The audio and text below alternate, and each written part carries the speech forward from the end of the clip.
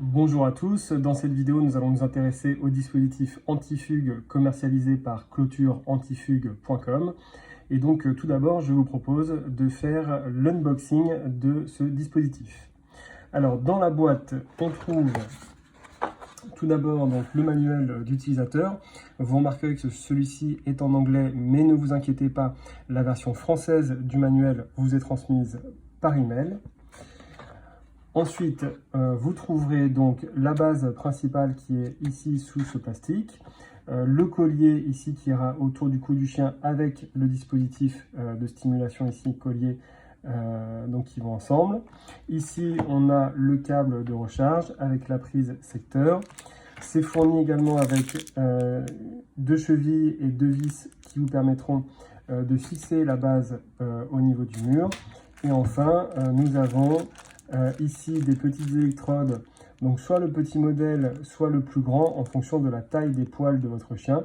Donc on verra tout à l'heure comment ça s'installe. C'est également fourni avec des petits embouts en caoutchouc pour éviter les irritations au niveau du cou.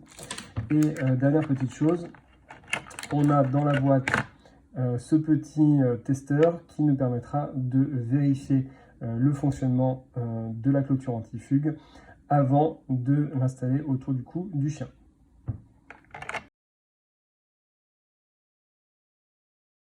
Donc on se retrouve à présent avec le boîtier et le dispositif qui viendra donc sur le collier du chien pour voir tout d'abord comment tout cela fonctionne. Alors, la première chose à savoir, c'est que vous devez toujours allumer le boîtier émetteur en premier et le collier en dernier. Pourquoi? Parce que le boîtier va permettre de créer le signal. Si vous allumez le collier en premier, celui-ci n'aura pas de signal et va penser que donc il est hors zone et donc envoyer des stimulations. Donc très important, vous allumez toujours le boîtier en premier, le collier en dernier et vous éteignez toujours le collier en premier et le boîtier en dernier. Voilà, donc c'est celui-ci qui prend le dessus à chaque fois.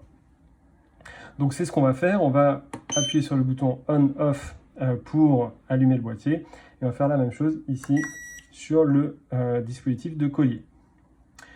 Vous remarquerez que sur le boîtier, nous avons différents boutons, ici pour le son, les vibrations, le choc. Donc ces trois boutons vont nous servir sur l'utilisation manuelle, c'est-à-dire la fonction dressage. Et nous avons un bouton mode ici qui nous permet de passer au mode clôture, donc avec un périmètre soit de 30, 60, 90, 150 ou 300 mètres de circonférence autour de la base. Donc par défaut, vous devriez le trouver sur 30. Vous switchez, vous pouvez passer d'un mode à l'autre, tout simplement en appuyant sur mode. Ce qui est important de savoir, c'est que sur le mode 001, donc en mode dressage, pour l'utilisation de ces trois boutons, vous avez la possibilité ici, si vous avez commandé plusieurs colliers, de passer en 002 pour le deuxième collier ou 003 pour le troisième collier. D'accord? Donc ici dans l'exemple, on aura un seul collier, donc je vais passer en 001. Et tout autour en mode dressage manuel, il suffit d'utiliser les fonctions qui sont sur le côté pour envoyer le signal qui sera au collier autour du cou de votre chien. Donc je vais par exemple appuyer sur Sound pour lancer le son au niveau du collier. Voilà, donc on voit qu'en appuyant sur Sound, ça envoie un signal sonore au collier. On va maintenant appuyer sur Vibration. La vibration donc fonctionne. Et enfin, pour le choc, je vais me munir du petit testeur qui est fourni dans la boîte pour tester la fonction choc. On va donc placer les fils ici au niveau des électrodes, tout simplement, et on va tenir le collier et le petit testeur de la sorte en appuyant sur choc. Voilà, on voit que la petite ampoule s'allume, donc ça veut dire que la fonction choc fonctionne. L'autre chose à savoir au niveau de ces trois fonctionnalités, c'est que vous pouvez régler l'intensité. Là, ici, on voit que le choc est au niveau 6, c'est le niveau maximum. Je peux baisser et aller donc de 1 à 6, 1 étant le niveau minimum.